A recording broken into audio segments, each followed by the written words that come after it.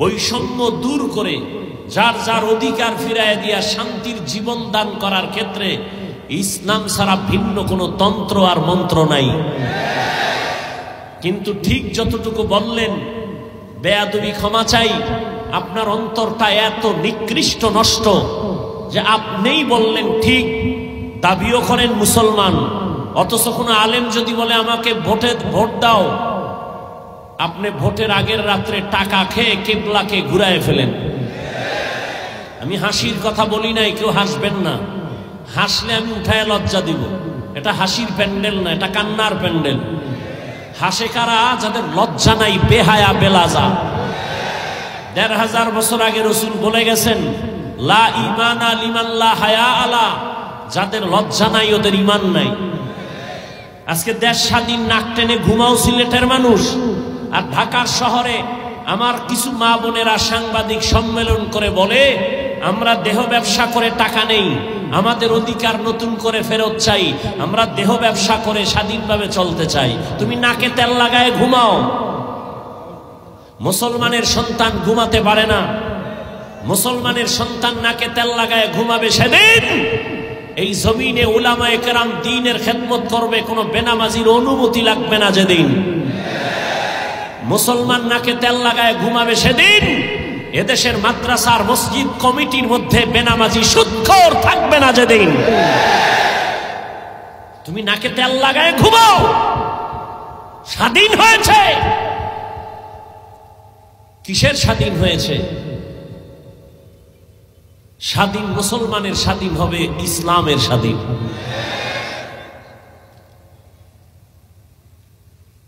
আল্লাহ সবাইকে বুঝার তৌফিক দান করেন।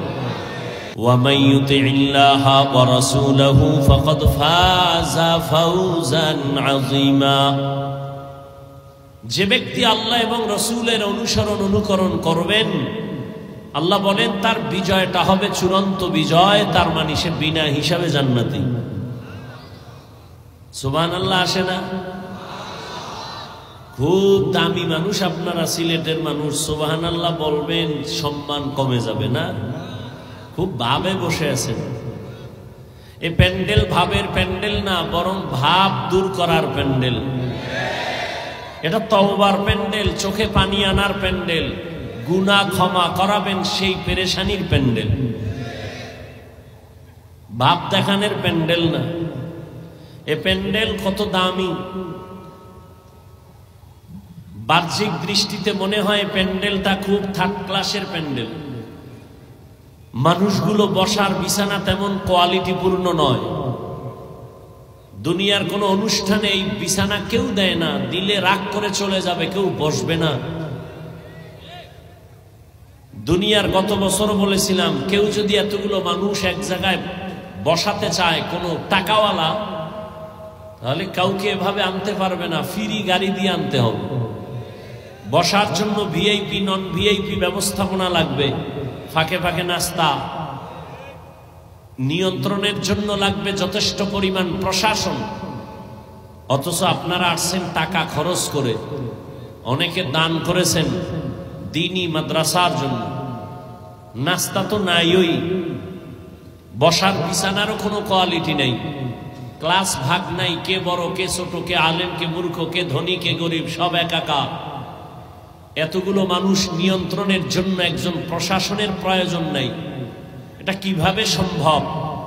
কোনো আওয়াজ নাই, একটা টেলিফোন আসলেও এখন কেউ টেলিফোনটা রিসিভ করবে না। এটা কিভাবে সম্ভব? এটা ১৫০০ বছর আগের পৃথিবীর শ্রেষ্ঠ মানবতার মুক্তির দিশারি রহমতের নবী, তার আদর্শ পালন করার কারণেই আজ এটা সম্ভব। প্রমাণ করে দিল ১৫০০ বছর পরে ইসলামী জমিনে শান্তি দিতে পারে আর কেউ না। যারা বলে আমরা পারি, কোনো ব্যক্তি, কোনো নেতা, কোনো নেত্রী, কোনো তন্ত্র কিয়ামত পর্যন্ত জমিনকে শান্ত করতে পারবে না, জুলুম ছাড়া কেউ পারে নাই। একমাত্র চ্যালেঞ্জ দিয়ে জমিনকে শান্ত করে মানুষকে সুষম বন্টন করে